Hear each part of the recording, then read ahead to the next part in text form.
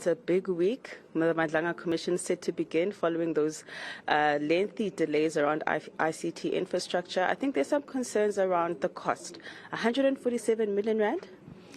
Look, in terms of the Commission, we're looking forward and we wish the commissioners and the team well.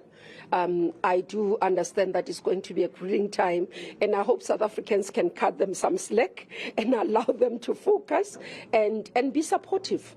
The work that they are doing is not an easy job. When you deal with issues of cartels and everything else, let's be sensitive. These are people who are coming from their families. They could have said to government, no, thank you, because it's a risky job. So I do want to say to the public, let's cut them some slack at least. Let's support them, because if you deal with those things, you know, it's going to be emotional. These are South Africans. They love their country. So what they come across is likely to be even too much for them to handle. So that support is needed. Secondly, on the issues of cost, we have put together the resources applied through National Treasury. I think where we're still sitting, we think that the costs are not yet too much for us to raise an alarm. I don't think there's a need for anyone to raise an alarm. We've used government building. We've looked at ways of cutting costs and making sure that we can curtail, not to expand more. But there are things that we're going to have to look at.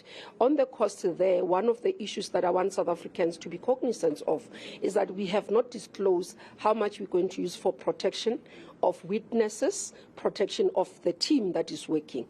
And that can only be disclosed after. And it's very important because you have to do that. If somebody is risking their life to say, I'm going to be a whistleblower, I'm going to provide this information, we've got to make sure that they are not known or they are not killed in the process and risk. You would know that publicly there's been an outcry about how government protects whistleblowers in the country and witnesses. And one of the issues that we've taken cognizance in this commission is to say we must be able to protect the witnesses. And also the request to protect, for example, lead investigators, because they've got to be able to go and get information. They interact with this information.